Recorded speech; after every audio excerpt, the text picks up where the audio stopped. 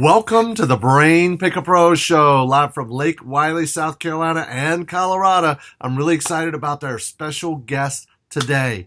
He is a rock star. He's doing a lot of deals. He's having fun and making money and living the lifestyle. Please welcome Brian Ellwood. What's going on, buddy? What's up, Larry? Thanks for having me. How you been? Man, I've been pretty good. You know, I was actually born in South Carolina. Really? What part? Spartanburg. Spartanburg. I bought a lot of houses in Spartanburg and Greenville and you know, all Woodruff, all down in there. Okay. Yeah, my grandma still lives in Spartanburg, so I'm there a couple times a year seeing her. Great. That is awesome. I'm glad to hear it. Glad to hear it. So why don't you start out and tell our listeners a little bit about yourself? Sure. So I grew up mostly in Nashville, Tennessee. Went to the University of Tennessee. I moved back, did the corporate thing for a little while, and absolutely hated it. And kind of discovered in the corporate world. Oh man, I sat at a desk and pretended to work. You know, if I'm being honest, but it was like health insurance claims. So I'd work claims and try to get the companies to pay for the claims. You know, you needed something a little more exciting, huh?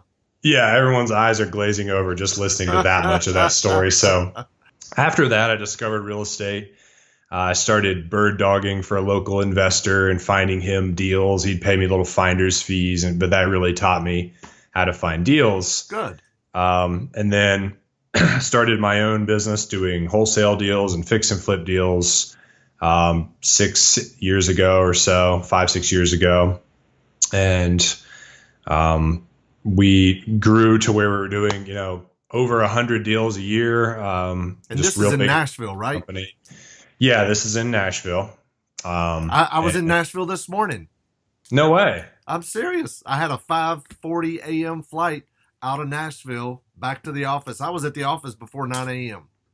Jeez, you just had a layover there. Yeah, no. I was in Nashville for the last few days at a mastermind that I'm in.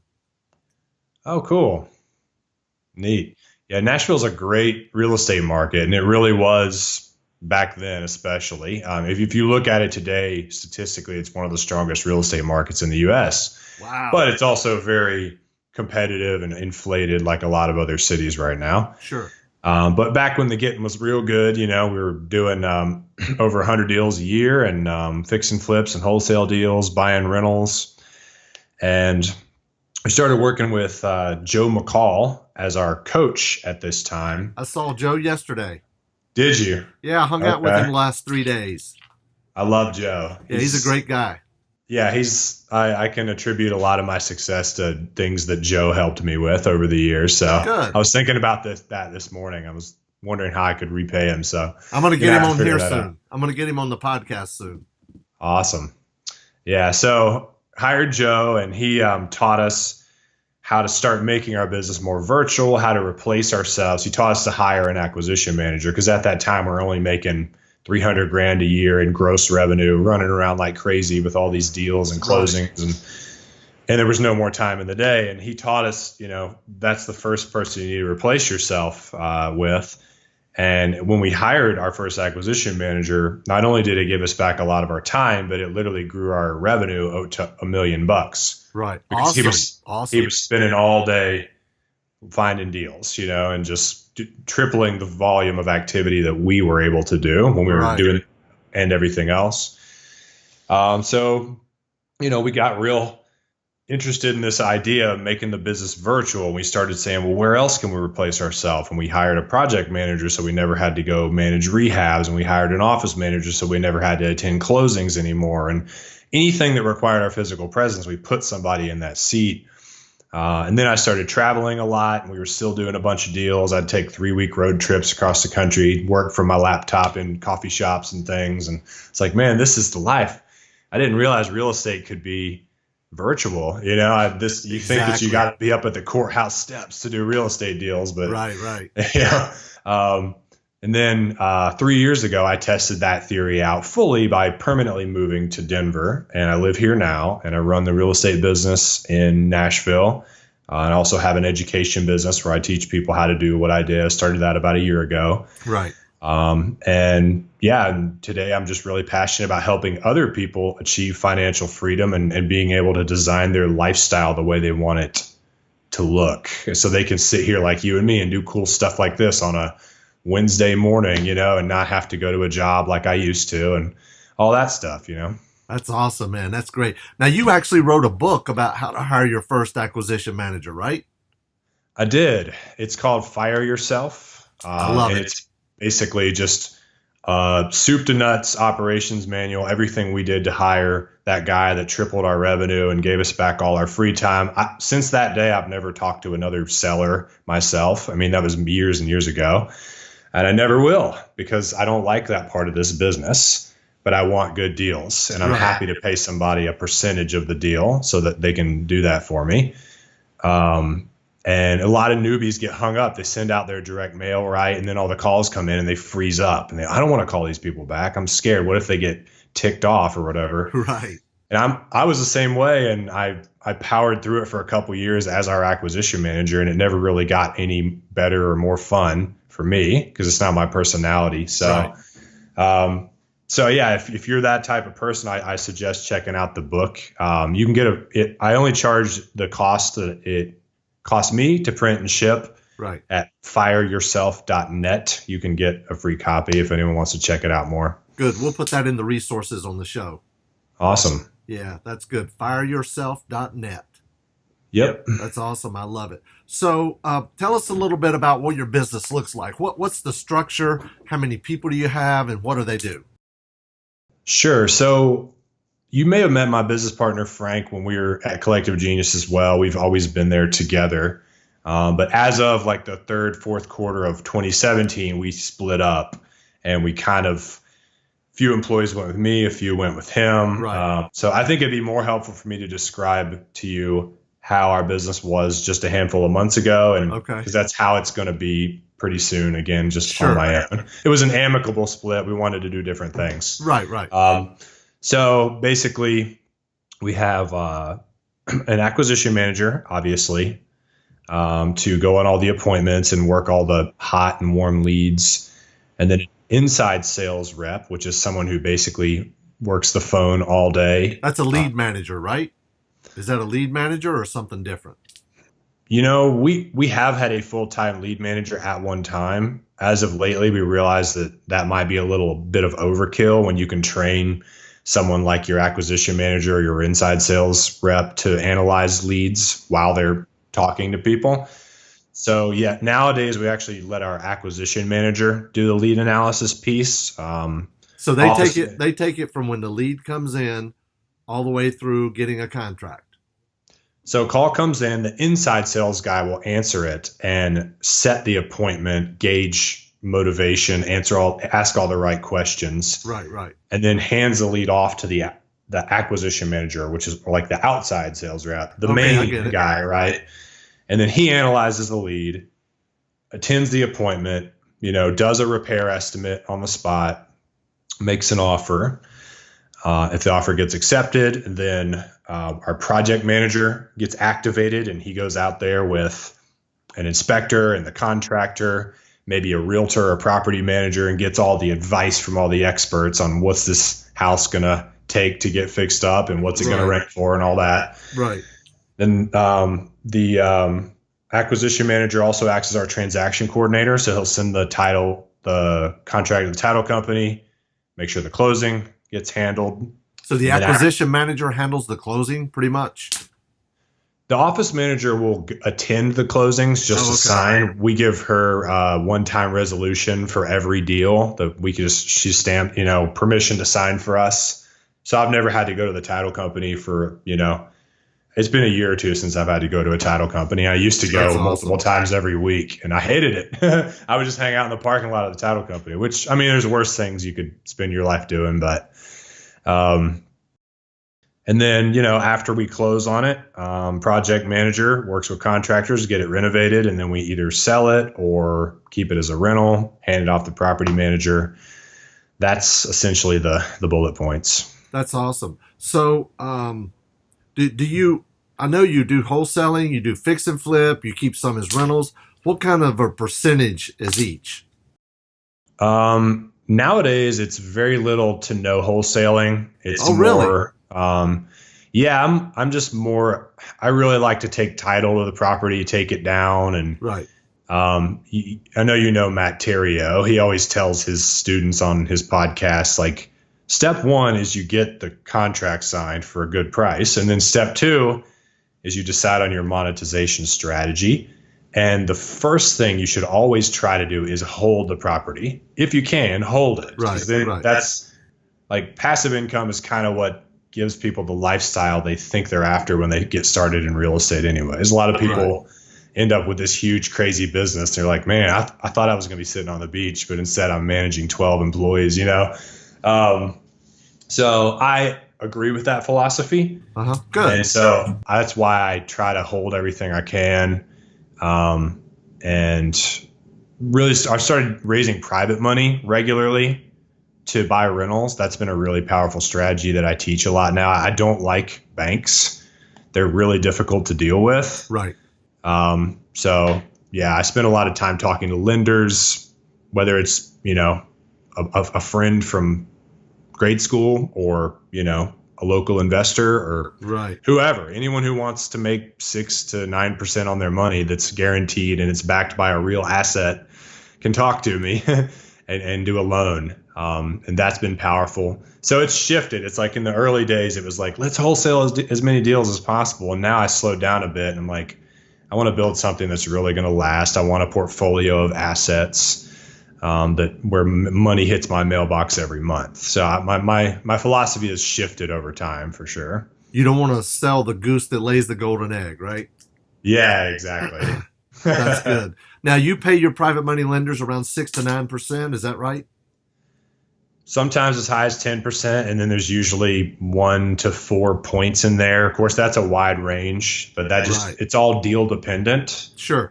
So a lot of people feel like they're at the mercy of private money lenders, but what I usually do is when a deal comes across my plate, I'll run my own numbers and just determine the most that I can pay in interest. And I'll just draw the line and be like, look, I can only pay 8% plus 2 points on this deal. Is anyone interested in taking this? Right. And if they aren't, that's okay. I don't really negotiate. And that's a better way to kind of frame it. That's a good point. Now, how do you structure the terms? Is it interest only or is it fully amortized? So if it's 18 months or less, it's usually an interest only loan because there's really no point in amortizing for that short of a loan. It confuses the lender, especially if you're pitching someone new.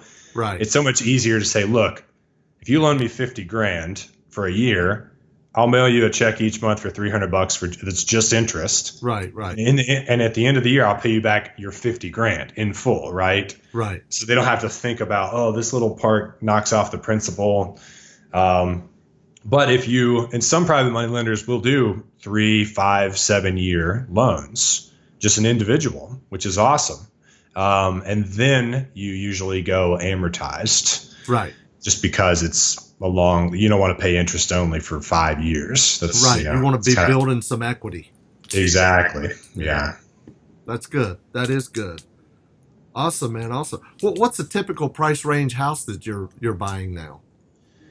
That's one of the things I really love about my market, and maybe you have the same thing going on in South Carolina, is everything's under $100,000, just to give you a rough starting point. So we'll always have a handful of fix and flip deals going on at any given time. Right.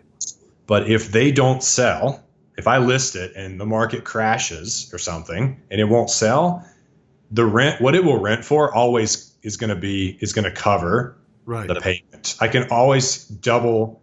Every deal I do would double as a rental. Right. It's kind of a rule I make, especially here in 2018 with things are crazy inflated. Right. I don't want to have 10 speculative $500,000 rehabs sitting on the market.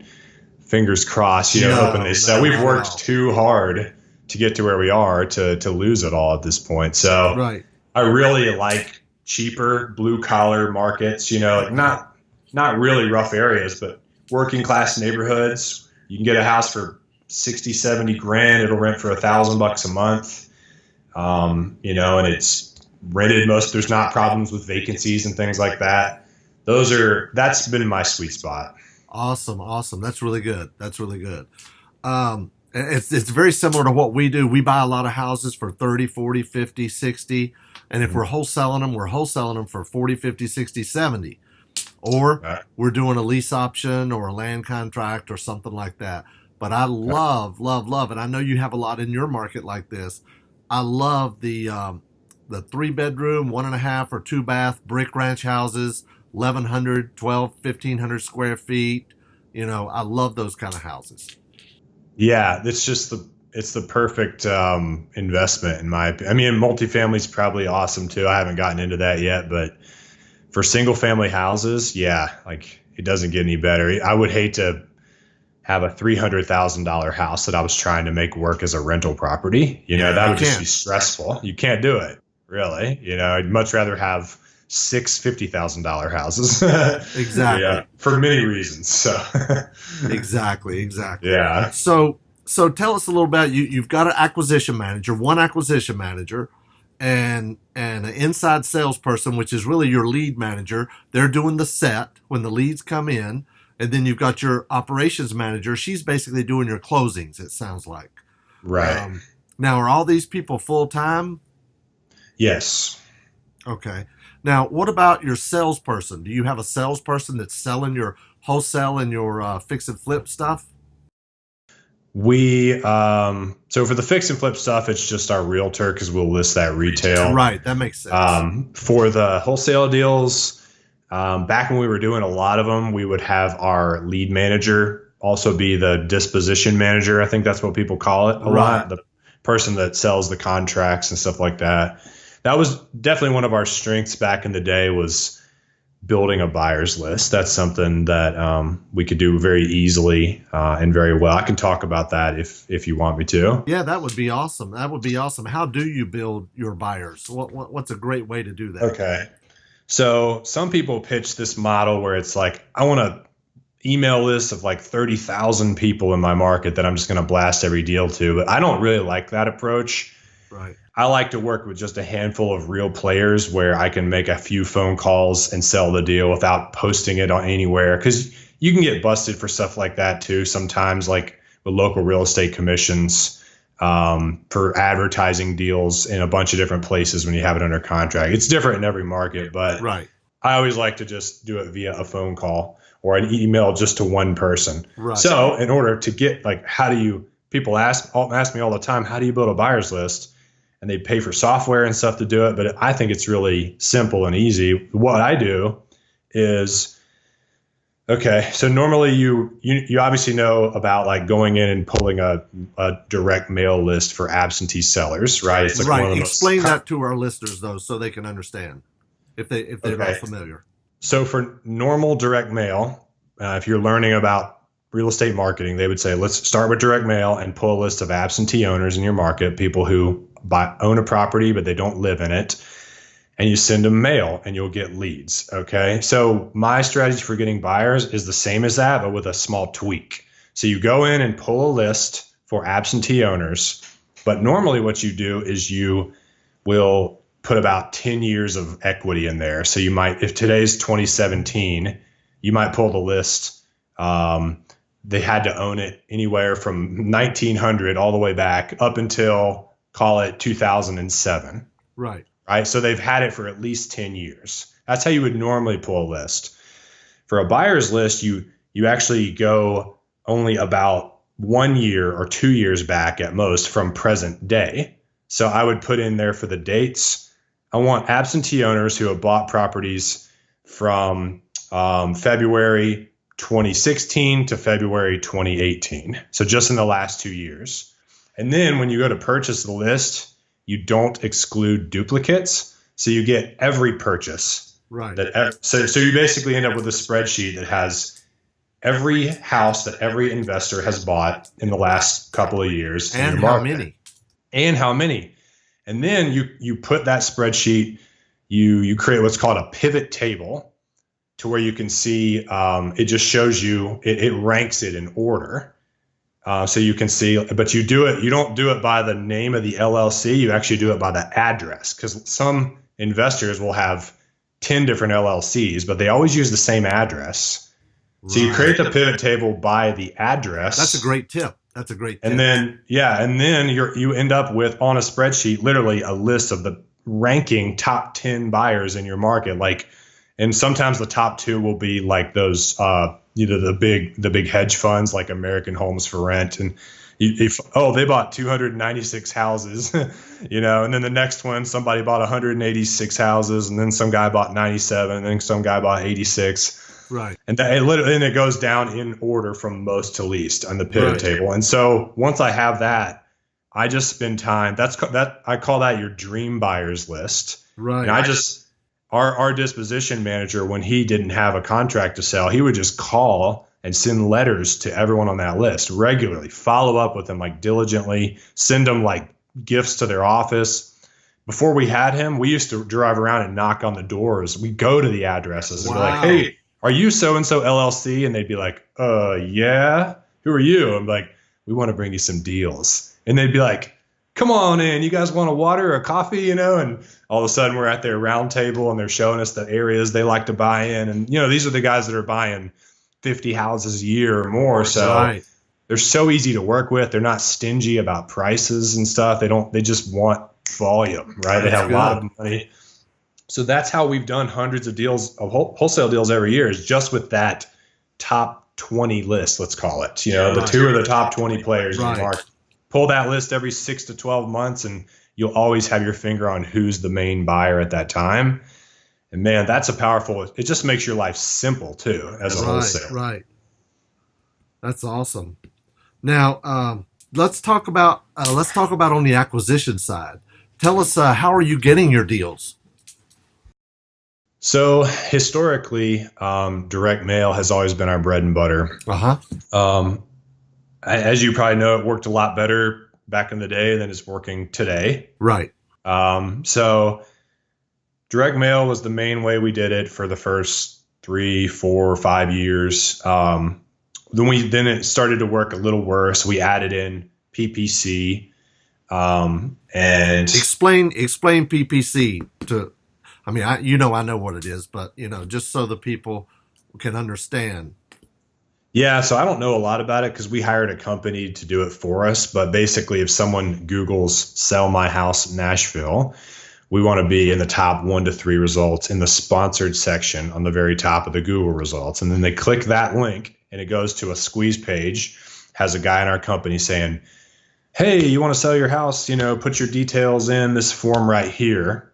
And then it enters into our Podio, becomes a lead. Acquisition guy gets a text, calls those leads back real fast because PPC leads are expensive, but they're also really valuable, but they're fleeting. You have to jump on them pretty quick. Right.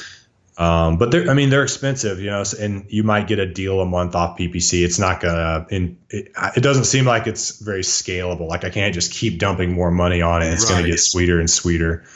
One strategy that I'll talk about real quick that I think is one of the most underappreciated strategies is building a huge network of bird dogs and wholesalers. Right. Now, this strategy works better if you're going to flip the houses, because otherwise you're just trying to co-wholesale everything, which some wholesalers don't want to enter into that agreement with you. And the profits get thin. Exactly. Yeah. But the good thing is that your cost per deal is basically zero. It's just your time, so those offset like the expensive direct mail deals that we're doing nowadays. So, and we don't have it going this crazy at this time, but at the peak, I mean, we would have like 100 people on a webinar every couple of weeks that were local bird dogs and wholesalers in our market, and just teaching them how to find deals, how to put it under contract, what to say to the seller, how to analyze the deal. So really we invest in these people and train them. And then who do you think they bring the deal to when they get one? Who are they going to think of first? The guy that does weekly Q&As with them or whatever. But you don't have to. Shouldn't give them all your personal cell phone number, because all you'll do is talk to these guys. They'll call you every time they get a lead because they're confused. But you can do these days you can do Facebook Lives and just create a closed group, and people can put their questions as a comment. And you can just answer them, right? On the live video Friday for 2 hours each Friday or something like that. Sure. And that's a free marketing channel. If you're someone who likes to give back and educate, which I know you are, like me, it's fun, to help other people. And then you also get what you want out of it, which is deals. So I love that channel. There's really a lot, like, people overestimate the importance of the fact that a wholesaler network is that your cost per lead is zero. Your cost per deal is zero. Right. That matters in business. There's no business can escape the fact that if you can't get deals, if your customer acquisition cost divided by lifetime value of the customer doesn't work out, you don't have a business, basically. Right. You have to know what your numbers are. And so all the cheap or free deals that you can get, I think you should really scale those marketing channels first, and then from there you can start to spend money and track it. That's awesome. That's really, really good. I love the bird dog thing. How do you recruit your bird dogs? How do you find the people that you're going to get on the webinar and nurture them and get them out there finding deals for you? It's a good question. So back in the day, it was a little more difficult. Before social media was as big as it is now, you'd go up to the local RIA meetings, RIA club or whatever in your city with your business cards and hand them out to people. I remember a lady at mine one time had those binders you put baseball cards in. She had business cards in them, and she had like literally just pages of business cards. And I'm sitting there thinking, that looks cool, but how much money is that really making you? Anyways, that was the old way of doing it. And you might spend a few hours at the meeting once a month and come home with 5 new contacts or whatever. Right. Today, you can literally make one post on your local Facebook group for your RIA or whatever. Usually most markets will have 10 different Facebook groups, right. So it's Houston cash buyers, Houston RIA club, Houston deals, Houston wholesale deal. You'd find them all, join them all, post in those. Hey, I'm a buyer. I'm looking for bird dogs, wholesalers. I'll teach you what to do. Just send me just put your email address in the comments. I've literally, from one post in one group, gotten 25 email addresses. Wow. For a Facebook post. Yeah. The things are easy nowadays. It's easy to network nowadays and get the person that find the person you're trying to find. That's one of the beauties of the modern age, is that part of it's just so much easier.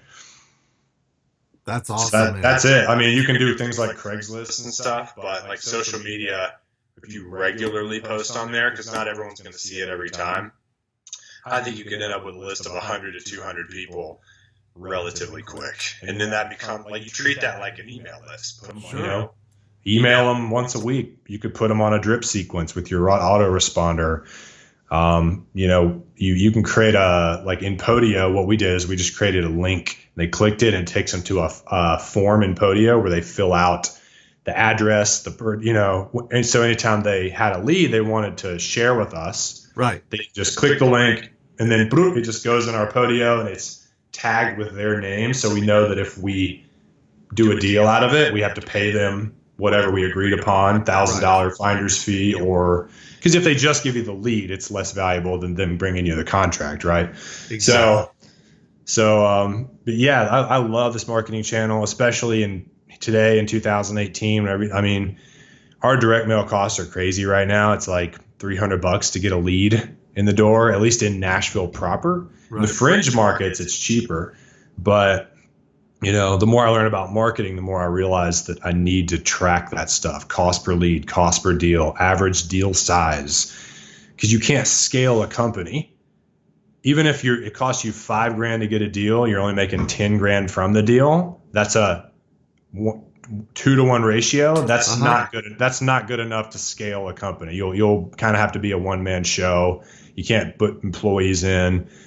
So you have to be like 3-to-1 to 4-to-1 in the ratio. What it costs you to get a deal and what you can make from the deal has to be 1-to-3 or 1-to-4 ratio to be healthy. If it's greater than 1-to-4, you can actually afford to spend more money on it. But if it's less than, which it is for a lot of people, the only way you're going to make money is if you do every single thing yourself. So there's no other costs. Right. And that's not why you got into real estate to begin with. Yeah, exactly. Most people want to make money in real estate because they believe that the money will afford them a certain type of lifestyle, right? Like, once I have the money, things will be awesome. But there's a lot of billionaires in the world that are depressed and unhappy and working 100 hours a week and on antidepressants, and they can't sleep at night because they've created this monster that now runs their life, and they can't remove themselves from it. Right.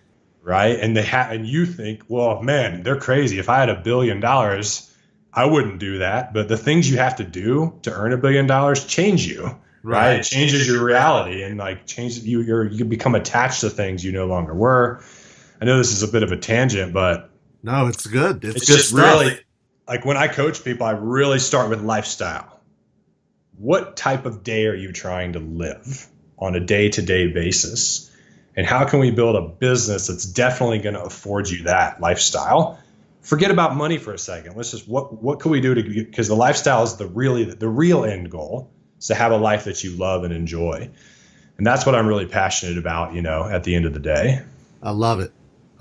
That's great. Now, you mentioned Podio. Tell us a little bit about your Podio. And did you create it yourself or have somebody develop it for you or get an out-of-the-box system or what? We just created it ourselves over time. There's 3 main apps that we use. There's one for leads, obviously, and then there's one for contracts once you get a contract signed. And then there's another one for contacts. So we separate someone's name, phone number, email address from the lead itself. It's in the lead too, but it's like the contact is linked to it in the lead. So it's a separate app. It's easier for marketing. But they're connected. They're connected. And then we have some cool, and I don't honestly know how this works because our COO set it all up. Right. But we have cool automation built in there where it's like a new lead comes into Podio. The first week, they'll get a phone call. The second week, they'll get a voice blast. The third week, they'll get a text blast. And the fourth week, they'll get a direct mail piece. That's so good. It's one touch every week for 4 weeks, and then that repeats. And that's a big part of us being able to do a lot of deals, just having good follow-up. That's a thing that if you're a newbie listening to this, you got to squeeze every, bit of juice out of the fruit that you can. And follow-up is everything in this business, right? The fortune is in the follow-up. Yep. Because if you don't have follow-up, you're just wasting your money on direct mail or PPC or whatever. You're just wasting your money because a lot of the deals, and you can tell our listeners this, a lot of the deals, they come after 6 months or a year or 2 years. What's the oldest lead you've ever sold or bought their house? 2 or 3 years, probably. Wow. Yeah. That's amazing.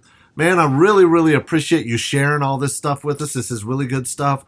What kind of parting words would you have to somebody out there listening? Maybe they're brand new, or maybe they're a one-man show and they're trying to scale, or maybe they're just trying to create the lifestyle. Well, what's some parting words you would share to somebody, some words of wisdom, that will help them get past where they are right now? Man, I'll just try to be brief because I could go for an hour, of course, but let's just go with 3 quick things. All right. 1, always have a mentor of some kind. It doesn't have to be like a coach like me where you pay good money to. It can be a local person who will meet you for coffee and has experience and will do it for free or the cost of some deals or whatever. Always have someone that's ahead of you that's helping you stay on the right path. It helps you figure out what you need to do. Second, get really clear on the lifestyle that you're going after. What do I want to do when I wake up? Where do I live? Who do I work with? What am I doing? When do I do it? Just get clear on what that lifestyle looks like, and then craft a vision for your business that clearly links to that lifestyle being lived, right? Like you can read the vision for the business and say, you know what? If I build this business, it will give me this lifestyle. They're clearly linked, right? Because you don't want to end up somewhere you were never trying to go in the first place. If you do those 3 things, that's the foundation for success. There's lots of other things you have to do, but that will really set you up to, have a good chance of succeeding. That is awesome. That's really, really good stuff. Well, man, I really, really appreciate you being on here. And what's that website again where people can run grab your book? It sounds like a really good book. Yeah, it's www.fireyourself.net. Awesome. Awesome. Well, man, thanks so much for being on. I really appreciate you. And thanks for sharing with our students. And I'm sure they got a lot out of it. Appreciate it. Yeah. I'll see you soon. Thanks for having me. Thanks a lot. See ya.